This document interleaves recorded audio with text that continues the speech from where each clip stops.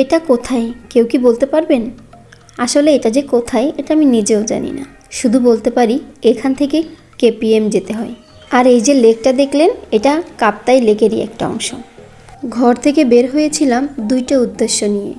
এক হলো সোনালী ব্যাংক খুঁজব, দ্বিতীয়ত ডাক্তার দেখাবো। অনেক মানুষকে জিজ্ঞাসা করেছিলাম এখান থেকে সোনালী ব্যাংক যেতে হলে কিভাবে যাইতে হবে।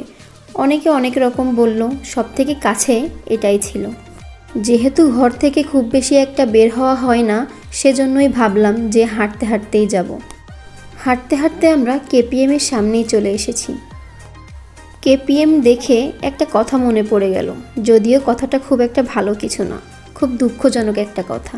কিছুদিন আগে আমার হাজব্যান্ড বাইক অ্যাক্সিডেন্ট করেছিল এই কেপিএমের সামনেই।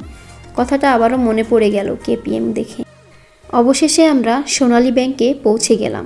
এই সোনালী ব্যাংকটা এত দূরে না হয়ে যদি লিচুবাগান মোড়ে বা লিচুবাগানের কোথাও হতো খুব ভালো হতো। ব্যাংকে গিয়ে আমরা আমাদের কাজ শেষ করে বের হয়ে গেলাম। ব্যাংকের কাজ তো শেষ, এখন হলো ডাক্তার দেখানোর পালা।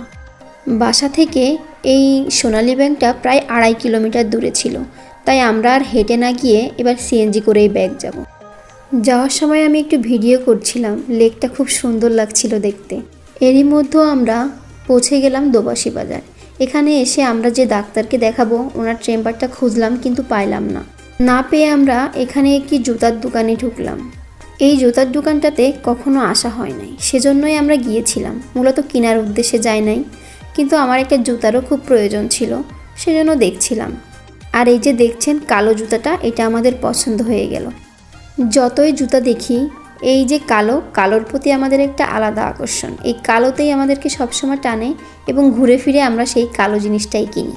ফাইনালি আমরা কালো জুতাটা চয়েস করে কালো জুতাটা নিয়ে নিলাম। এখানে কিন্তু খুব ভালো ভালো কালেকশন আছে। আপনারা যারা লিচু বাগানের আশেপাশে থাকেন চাইলে এখান থেকে জুতা নিতে পারেন। আর হ্যাঁ, এখানে কিন্তু শুধু জুতা না, কসমেটিক আইটেম, ব্যাগ, জামা কাপড় সব কিছুই আছে। আমি কিন্তু কোনো প্রচারের জন্য ভিডিও করছি না, আমার কাছে ভালো লেগেছে তাই আমি আপনাদের সঙ্গে শেয়ার করলাম। আর আমার কাছে মনে হয়েছে দামটাও সাধ্যের মধ্যে। কেনাকাটা শেষ করে আমরা সেখান থেকে বের হয়ে গেলাম। আর হ্যাঁ, দোকানের নাম হলো পাদুকা বাজার। চলে যাওয়ার সময় আমাদের কিছু কাঁচা সবজির প্রয়োজন ছিল, সেগুলো নিয়ে আমরা বাসার উদ্দেশ্যে রওনা হলাম এবং পৌঁছেও গেলাম। ভিডিওটা যদি আপনাদের ভালো লেগে থাকে তাহলে অবশ্যই পাশে থাকবেন। আল্লাহ হাফেজ।